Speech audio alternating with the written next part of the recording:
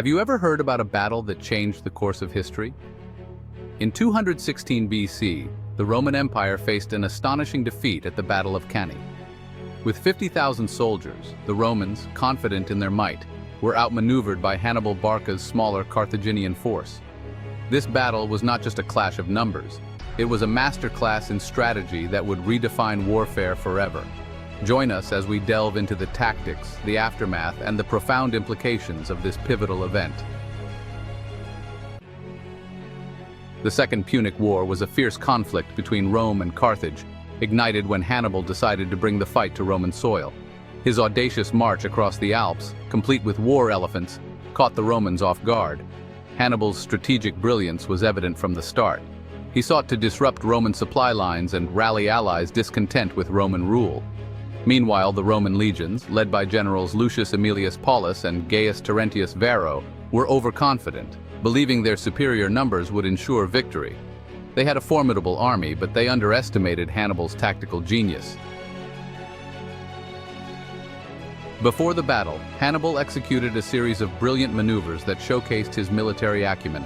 After his victory at the Battle of Trebia, he knew he had to maintain pressure on the Romans. Positioning his troops at Cannae, he made the most of the terrain. The Romans, eager for revenge, marched toward Cannae, believing they could finally put an end to Hannibal's campaign. Unbeknownst to them, Hannibal had set a trap. He arranged his troops in a crescent formation with cavalry on the flanks ready to strike. On the day of Cannae, the Roman legions advanced with their characteristic discipline. Confident in their might, they believed they could break through Hannibal's lines. But Hannibal had a cunning plan. As the battle commenced, he ordered his troops to give ground, luring the Roman soldiers deeper into the center, just as he had planned. Imagine the scene. Roman soldiers, once united, now trapped and fighting for their lives. The encirclement was complete, leading to a massacre, with thousands of Roman soldiers losing their lives in just a few hours. Hannibal's tactics became a classic example of the double-envelopment maneuver, studied in military academies even today.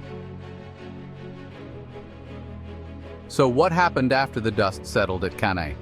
The aftermath was catastrophic for Rome. Estimates suggest that around 50,000 to 70,000 soldiers were killed or captured. This defeat sent shockwaves through the Roman Republic, instilling panic and fear among its citizens.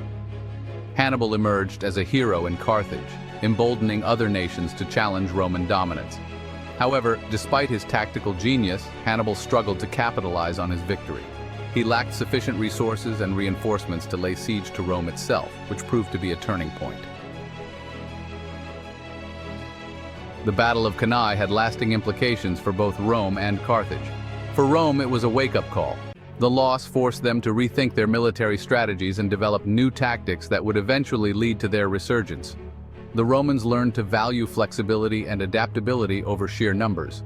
They began to emphasize training and discipline, ensuring that their soldiers were prepared for various battlefield scenarios. For Carthage, the victory at Cannae was bittersweet. While Hannibal's tactics were brilliant, the lack of follow-up actions meant that the momentum he gained was not fully exploited. Hannibal faced challenges in securing alliances with other states in Italy, as many were hesitant to openly oppose Rome. His inability to capture Rome itself ultimately limited Carthage's chances of winning the war. The Battle of Cannae changed military strategy forever. It highlighted the importance of maneuverability, deception, and surprise in warfare. Hannibal's tactics inspired future generations of military leaders, influencing strategies in conflicts long after the Second Punic War. The concept of encirclement and the use of terrain to one's advantage became fundamental principles in military strategy. In retrospect, the Battle of Cannae serves as a powerful reminder of the complexities of warfare. It teaches us that victory isn't solely determined by numbers. Strategy and adaptability play crucial roles. What do you think about the balance between strategy and numbers in warfare?